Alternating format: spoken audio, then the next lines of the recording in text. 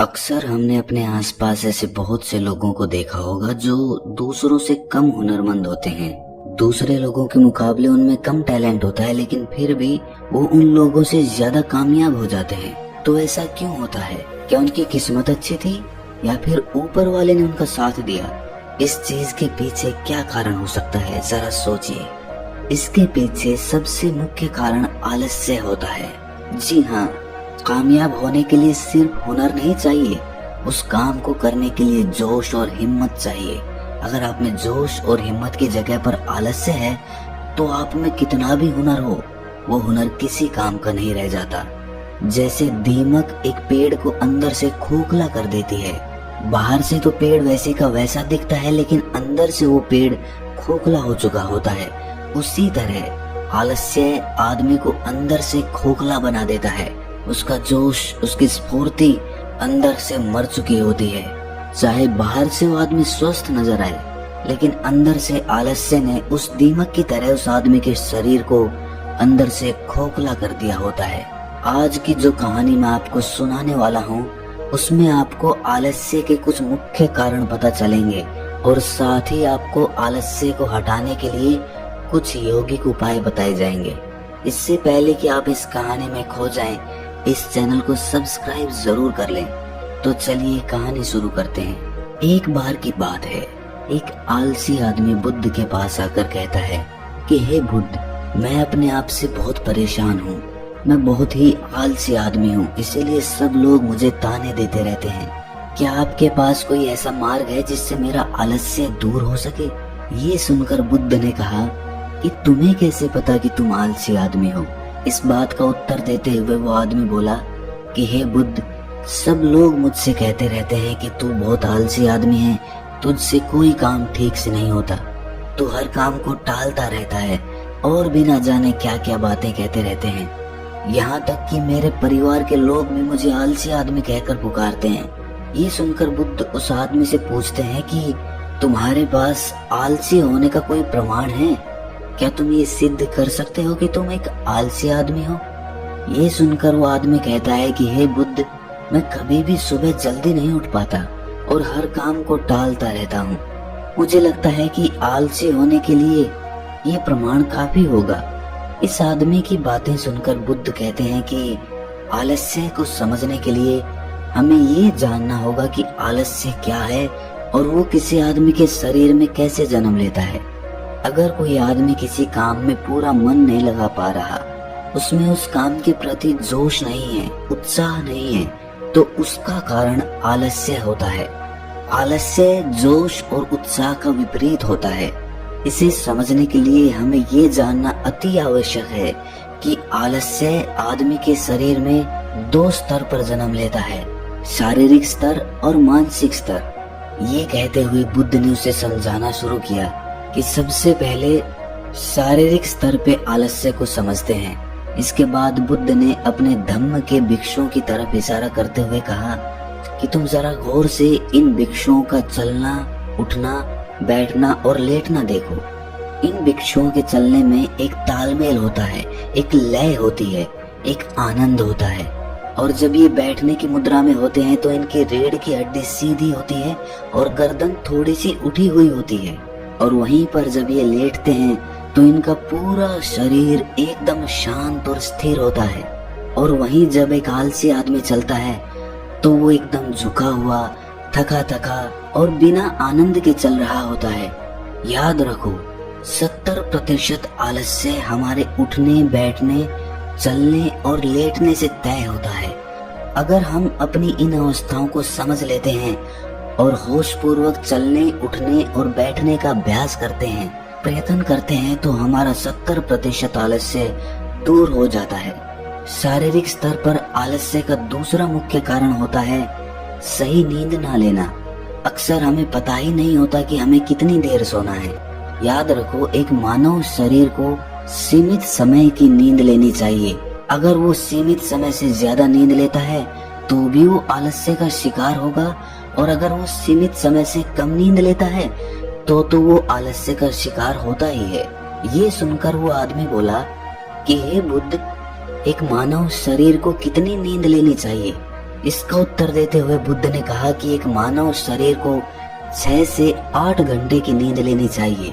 अगर आपका शरीर ज्यादा थका हुआ नहीं है तो 6 घंटे की नींद, अगर ज्यादा थका हुआ है तो 8 घंटे की नींद। इसी के साथ ये भी ख्याल में रखना चाहिए कि सोने के लिए रात का समय निर्धारित किया गया है। कुछ लोग दिन में ही सो जाते हैं, जिसकी वजह से धीरे धीरे आलस्य उनके अंगों में समाने लगता है। शारीरिक स्तर पे आलस्य का तीसरा मुख्य कारण है सुबह जल्दी ना उठ पाना। पूरी प्रकृति, यहाँ तक कि पेड़ पौधे और पक्षी भी सुबह सूर्योदय होने से पहले जाग जाते हैं। ये हम पक्षियों को देखकर भी समझ सकते हैं कि प्रकृति ने मनुष्य के जागने का कौन सा समय निर्धारित कर रखा है। अगर हम सुबह जल्दी उठते हैं, सूर्योदय होने से पहले उठते हैं, तो हमारे शरीर में एक स्फूर्ति होगी, एक ताजगी होगी और हम हर काम में अपना मन लगा पाएंगे। ये सुनकर वो आलसी आदमी बोला कि हे बुद्ध, लेकिन मेरा काम ऐसा है जो मैं रात में कर पाता हूँ। इसी वजह से मैं रात में सही समय पर नहीं सो पाता और सुबह जल्दी नहीं उठ पाता। तो जिन लोगों का काम रात में होता है वो सुबह कैसे जल्दी उठ पाएंगे?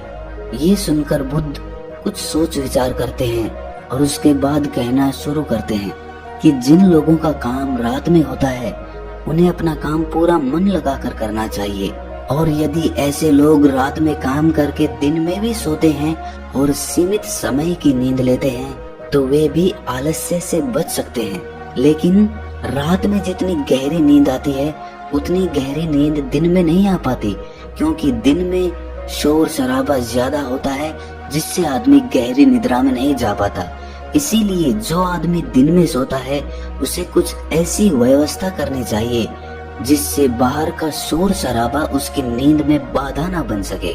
इसके लिए वो अपने कानों में रुई वगैरह ठूंस सकता है जिससे बाहर की आवाज उसके कानों में ना पड़े और वो गहरी निद्रा ले पाए।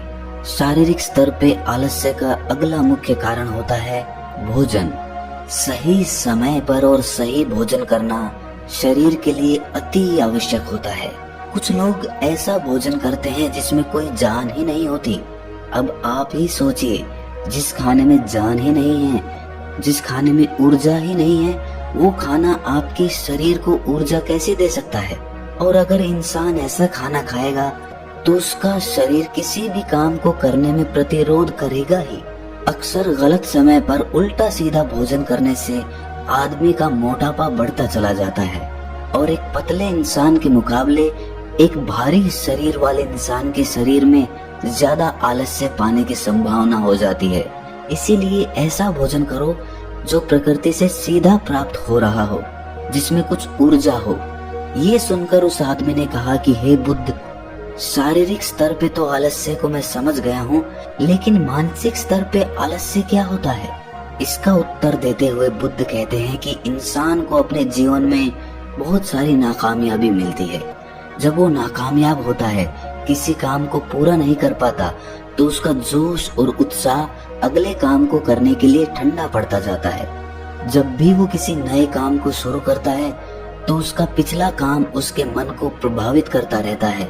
इसीलिए वो नए काम को पूरे जोश और उत्साह के साथ और पूरा मन लगाकर नहीं कर पाता, और यही आलस्य का कारण बन जाता है, जिसकी वजह से वो नया काम भी पूरा नहीं हो पाता, क्योंकि उसमें उसका पूरा मन और पूरा जोश नहीं लगा होता है। इसके लिए हमें ये समझना जरूरी होता है कि जो पिछला काम हमारा पूरा नहीं हो पाया, उससे भी हमें बहुत कुछ सीखने को मिला है। उससे हमें एक अनुभव मिला है जो हम अपने नए काम में लगा सकते हैं। तो पिछले काम के प्रति नकारात्मक नजरिया रखने की बजाय सकारात्मक नजरिया रखेंगे तो आलस्य हमारे मन में नहीं आएगा।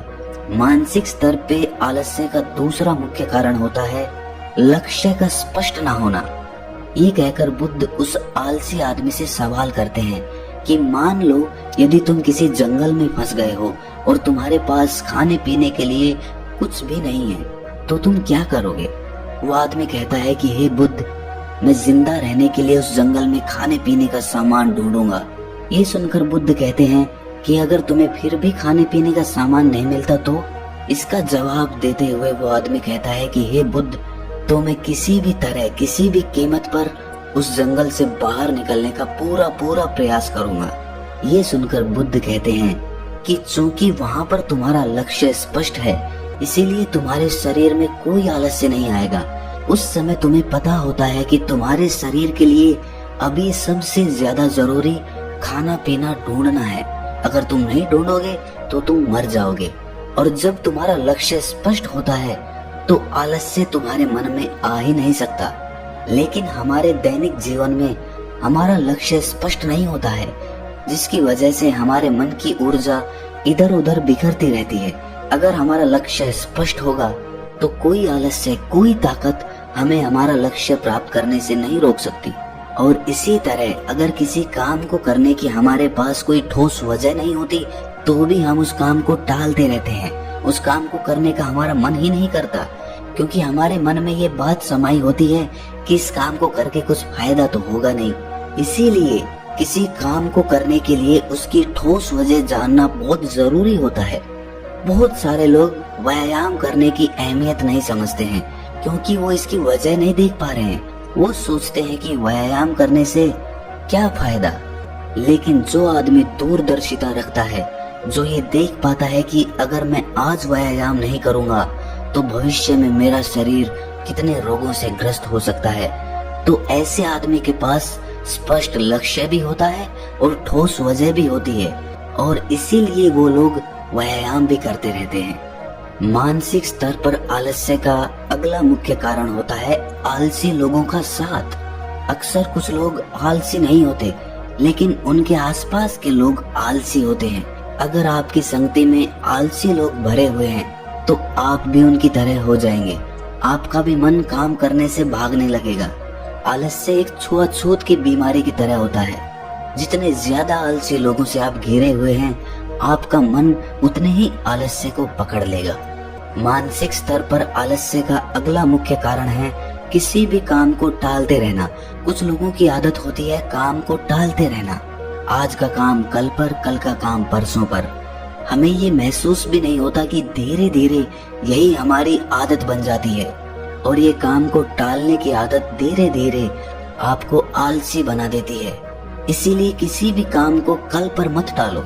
और सबसे आखिर में बुद्ध ने कहा कि किसी भी काम को करने के लिए आपके पास उम्मीद होनी चाहिए, उत्साह और जोश होना चाहिए। हर काम को नया काम समझ के करना चाहिए। इसके बाद बुद्ध ने उस आलसी आदमी से कहा कि याद रखना, अगर तुम्हारे पास कोई स्पष्ट लक्ष्य है और उसे करने के लिए तुम्हारे पास कोई ठोस वजह भी है, तो दुनिया की कोई ताकत तुम्हें वो काम करने से नहीं रोक सकती। दोस्तों, जीवन में अगर कुछ हासिल करना है तो हमारे पास सिर्फ आज का ही समय है। ये मत सोचो कि कल आएगा। ये मानकर चलो कि हमें जीने के लिए सिर्फ ये 24 घंटे मिले हैं। इन 24 घंटों में मरने से पहले मैं क्या कर सकता हूँ? ये समझ लीजिए कि एक एक सेकंड मिलकर एक मिनट बनता है, और एक एक मिनट मिलकर एक घंटा बनता है, और घंटे दर घंटे एक पूरा दिन बनता है। तो हमारे लिए सबसे ज्यादा जरूरी वो सेकंड है जिनसे पूरा दिन बना हुआ है। इसीलिए अपनी किसी भी सेकंड को बर्बाद मत करो, क्योंकि एक बार जो घड़ी बीत गई वो वापस लौट कर कभी नहीं आती। तो दोस्तों, कैसी लगी आपको ये कहानी कमेंट सेक्शन में जरूर बताना, और अच्छी लगी तो इस चैनल को सब्सक्राइब जरूर कर लेना। तो मिलते हैं अगली कहानी में, तब तक के लिए अपना ख्याल रखें।